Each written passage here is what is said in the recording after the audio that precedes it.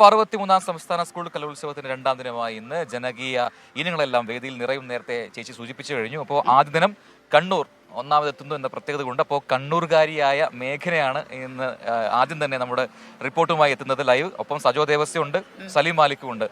മേഘന, very good morning. അപ്പോൾ നമ്മുടെ കണ്ണൂരാണ് ഒന്നാം ദിനത്തിൽ ഒന്നാം സ്ഥാനത്തെത്തിയിരിക്കുന്നത്. പക്ഷേ പറയാറായിട്ടില്ല, നമുക്ക് ഇനി മുന്നോട്ട് പോകാനുണ്ട്. നമ്മുടെ കണ്ണൂരെന്നൊന്നും പറയണ്ട, എല്ലാവരുടെയും കണ്ണൂര് നമുക്ക് എല്ലാവർക്കും ഇഷ്ടമാണ്. വടക്കോട്ട് കണ്ണൂർക്കാരിയാണല്ലോ, വളരെ സൗഹൃദമാണ്.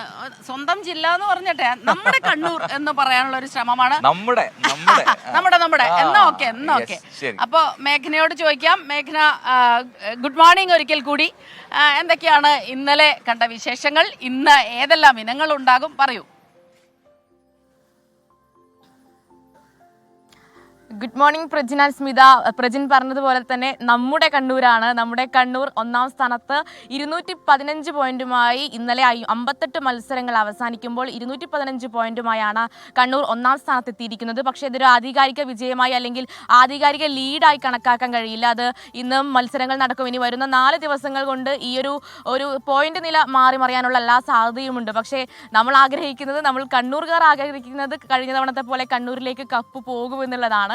പക്ഷെ അത് എത്രത്തോളം ആകും, അല്ലെങ്കിൽ കോഴിക്കോടും തൃശ്ശൂരും അടക്കം ഇഞ്ചോടിഞ്ചു മത്സരം നടത്തുന്നു. അത്തരത്തിൽ ഒരു ശക്തമായ പോരാട്ടം തന്നെയാണ് ഇന്നലെ ഒന്നാം ദിവസം കണ്ടത്. അതിൽ 57 ഇനങ്ങൾ പൂർത്തിയായി. 57 ഇനങ്ങൾ പൂർത്തിയാകുമ്പോഴും പലതരത്തിലും പല സ്കൂളുകളും പല ജില്ലകളും ഇഞ്ചോടിഞ്ചു പോരാട്ടം നടത്തിക്കൊണ്ട് അല്ലെങ്കിൽ ശക്തമായ മത്സരം തന്നെ നടത്തുന്ന ഒരു കാഴ്ചയുണ്ട്. അതിൽ പല മത്സരങ്ങൾ സംഘനൃത്തം ഇന്നലെ മുഖ്യമന്ത്രിയുടെ ഒരു ഉദ്ഘാടന ചടങ്ങ് കഴിഞ്ഞ് രാത്രി 11:30 വരെ ഈ മത്സരം നീണ്ടു നിൽക്കുന്ന ഒരു കാഴ്ച കൂടി നമ്മൾ കണ്ടു. അതിൽ ഇന്നും ഗ്ലാമർ ഇനങ്ങളായിട്ടുള്ള മോഹിനിയാട്ടം അടക്കമുള്ള ഒപ്പനയും നാടകവും അടക്കമുള്ള മത്സരങ്ങൾ ഇന്നും നടക്കാനുണ്ട്. അതിനുശേഷം മാത്രമേ എത്തരത്തിലാണ്, അല്ലെങ്കിൽ ഒരു 2 ദിവസം കഴിഞ്ഞാൽ മാത്രമേ പ്രജിനും സ്മിതയും ഒക്കെ സൂചിപ്പിച്ചതുപോലെ തന്നെ ആധികാരികമായി ഒരു മുന്നേറുന്നു അല്ലെങ്കിൽ ഇത്തരത്തിൽ കപ്പ് കൊണ്ടുപോകുമെന്നൊക്കെ നമുക്ക് പ്രവചിക്കാനെങ്കിലും കഴിയുകയുള്ളൂ എന്നുള്ളതാണ്. എന്തായാലും ഇന്ന് ഞായറാഴ്ചയാണ്. ഇന്നലെ ശനിയാഴ്ച ആയിട്ട് കൂടി ആൾക്കാർ ഈ ഒരു പ്രധാന വേദിയായിട്ടുള്ള MTയുടെ നിലയിലേക്ക് അടക്കം ഒഴുകിയെത്തുന്ന ഒരു കാഴ്ച നമ്മൾ കണ്ടു. രാത്രി അടക്കം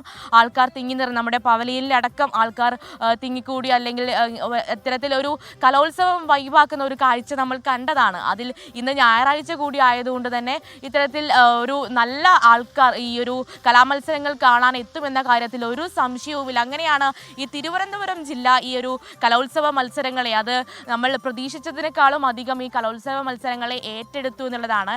പക്ഷേ ഇവിടെ ഇന്ന് കാണിക്കാനുള്ള ഒരു കാഴ്ച എന്ന് പറയുന്നത് ഇന്നലെയിൽ നിന്നും വ്യത്യസ്തമായി ഇവിടെ ഈ വേദിയുടെ പരിസരമൊക്കെ ഒരു മഴ പെയ്ത് ചളിക്കുളമായ ഒരു സാഹചര്യം കൂടിയുണ്ട്. നമ്മൾ ഈ ദൃശ്യങ്ങൾ കാണുകയാണ്. അതായത് ഇന്ന് വിദ്യാർത്ഥികൾ ഈ ഒരു കലോത്സവ വേദിയിലേക്ക് എത്തുമ്പോൾ ഇത്തരത്തിലൊരു കാഴ്ച കൂടി, അതായത് നടക്കാൻ ബുദ്ധിമുട്ടുണ്ടാകുന്ന രീതിയിൽ ചളിക്കുളമായി വഴി മാറിയ ഒരു സാഹചര്യം കൂടിയുണ്ട്.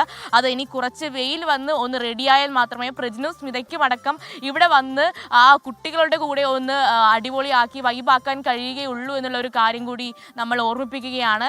എന്തായാലും അതിൽ മറ്റ് കാര്യങ്ങളിലൊന്നും ഇന്നും ഒരു കുറവുണ്ടാവില്ല.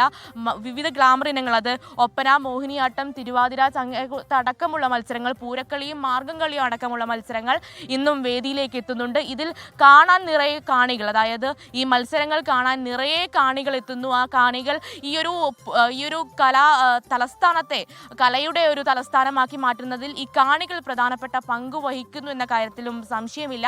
എന്തായാലും ഇന്ന് ഞായറാഴ്ചയാണ്. ഈ ഞായറാഴ്ച എത്രത്തോളം ആൾക്കാർ ഈ വേദിയിലേക്ക് എത്തും? പക്ഷേ ഇപ്പോൾ ഇവിടെ ആളുകൾ എത്തിത്തുടങ്ങുന്നതേ ഉള്ളൂ. നമ്മൾ കുറച്ച് മാധ്യമപ്രവർത്തകരല്ലാതെ ഇവിടെ ഒരു വേദിയും ഒക്കെ ഉണർന്നു വരുന്നതേ ഉള്ളൂ. പക്ഷേ എങ്ങനെയായിരിക്കും ഇനി ഈ ഒരു ദിവസം എന്നുള്ളത്? സലീം മാലിക് കൂടി നമ്മുടെ കൂടെ ചേരുന്നുണ്ട്. സലീം മാലിക്കും സജോ ദേവസ്യയും ഉണ്ട്. നമ്മൾ ഈ ഒരു സമയത്ത് തന്നെ സർവ്വസജ്ജമാണ്. അത് മുഴുവൻ സമയവും പ്രേക്ഷകരിലേക്ക്, 24 പ്രേക്ഷകരിലേക്ക് ഈ ഒരു കലോത്സവ വിശേഷങ്ങൾ എത്തിക്കാനുള്ള എല്ലാ തത്രപ്പാടിലും അല്ലെങ്കിൽ അത്തരത്തിലുള്ള സജ്ജീകരണങ്ങളൊക്കെ ഒരുക്കി കഴിഞ്ഞു. സജോ ദേവസ്യ, ഇന്നലെ എങ്ങനെയുണ്ടായിരുന്നു? സലീം മാലിക്, ഇന്നലെ എങ്ങനെയുണ്ടായിരുന്നു? ഇന്നലെ ഗംഭീരമായിരുന്നു.